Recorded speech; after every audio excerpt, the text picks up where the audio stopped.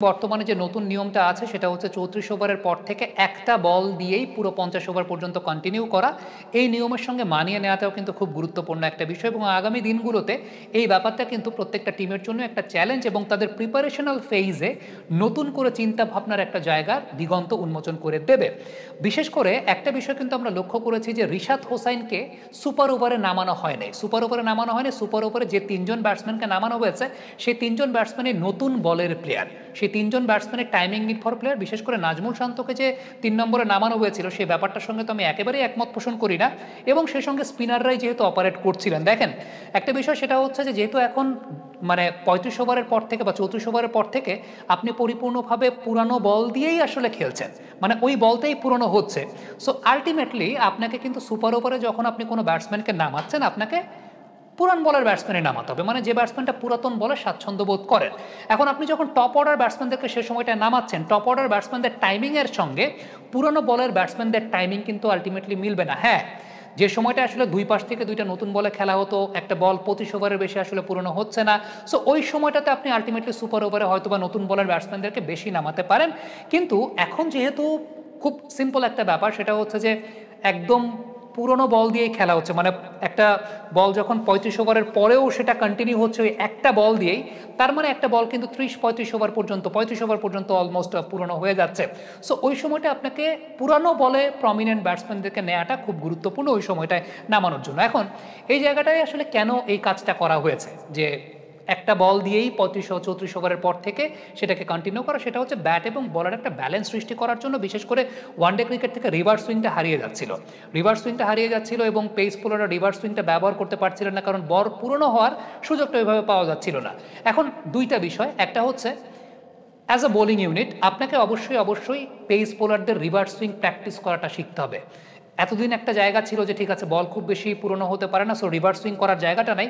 এখন ওয়ানডে ক্রিকেটে বোলারদের প্রিপারেশনাল ফেজটাতে কিন্তু রিভার্স সুইংটা খুব গুরুত্বপূর্ণ একটা ফ্যাক্টর হয়ে দাঁড়াবে। সো আলটিমেটলি বাংলাদেশে যারাই ডেথ ওভার্সে বোলিং করবেন না কেন তাদের রিভার্স সুইং শেখাটা একটা খুব গুরুত্বপূর্ণ বিষয়। এবং যেহেতু বল খুব বেশি নতুন থাকছে না, বল সেমিনিউ থাকছে না, বল ওল্ড হয়ে যাচ্ছে, আপনি খুব বেশি পেস জেনারেট করেও কিন্তু আপনার বডিতে একটা ওয়ার্কলোড তৈরি করবে এবং সেটা অনেক বেশি মাত্রায় ওয়ার্কলোড তৈরি করবে। সো উল্টো বাংলাদেশের বোলারদের যদি ওই অভ্যেসটা না থাকে রিভার্স সুইং করতে পারার, স্লোয়ারগুলোকে ব্যবহার করার, ব্যাকহ্যান্ড স্লোয়ারগুলোকে প্রমিনেন্ট ওয়েতে করার, তাহলে কিন্তু উল্টো বডিতে ওয়ার্কলোড পড়ার একটা অনেক বড় সম্ভাবনার জায়গাটা তৈরি হবে এবং সেটা আরও হিতে বিপরীত হতে পারে। যে অ্যাডভান্টেজটা বোলারদেরকে দেওয়ার জন্য মূলত এরকম ৩৪ ওভারের পর থেকে পুরানো বল দিয়েই কন্টিনিউ করার নিয়মটা করা হয়েছে, সেই অ্যাডভান্টেজটা কিন্তু আপনি নিতে পারবেন না। এটা একটা খুব গুরুত্বপূর্ণ বিষয়।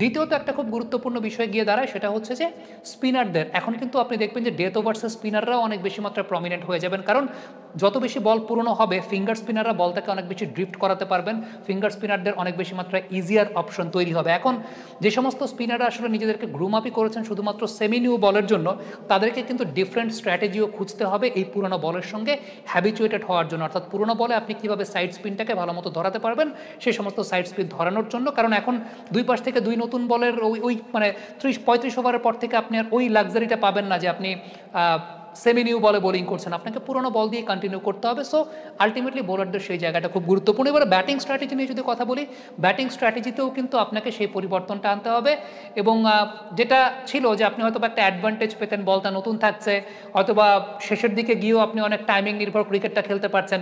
টাইমিংয়ের সঙ্গে সঙ্গে এখন ওয়ানডে ক্রিকেটের লাস্ট ওভারের দিকগুলোতে মাসল পাওয়ারটা খুব ইম্পর্টেন্ট হয়ে যাবে। সো প্রিপারেশনাল ফেজটাতে, প্রিপারেশন নেওয়ার জায়গাটাতেও কিন্তু আলটিমেটলি আপনি যে রানটা আপনি ৩০ ওভার পর্যন্ত করছেন, ডেফিনেটলি লাস্ট ২০ ওভারে সেটাকে ডাবল করার একটা চিন্তাভাবনার জায়গাটা থাকে যে আপনি যে রানটা ৩০ ওভারে আপনি যদি ১৬০ রান করেন, আপনি বাকি ২০ ওভারে ১৬০ রান করতে চাবেন, কিন্তু এটা ব্যাটিং পয়েন্ট অফ ভিউ থেকে অনেক বেশি মাত্রায় চ্যালেঞ্জিং হয়ে যাবে, কারণ বল সফট হয়ে যাচ্ছে অনেক বেশি, বল পুরানো হয়ে যাচ্ছে অনেক বেশি এবং সেই ক্ষেত্রে যে সমস্ত বোলাররা আপনার অপোনেন্ট টিমের বোলাররা যদি রিভার্স সুইং ইউজ করে থাকেন, রিভার্স সুইং খেলার প্র্যাকটিসটা পুরানো বলে রিভার্স সুইং খেলার প্র্যাকটিসটা ফর ওডিআই ক্রিকেট, সেটাও একটা গুরুত্বপূর্ণ বিষয় হয়ে দাঁড়াবে প্রত্যেকটা টিমের জন্যই।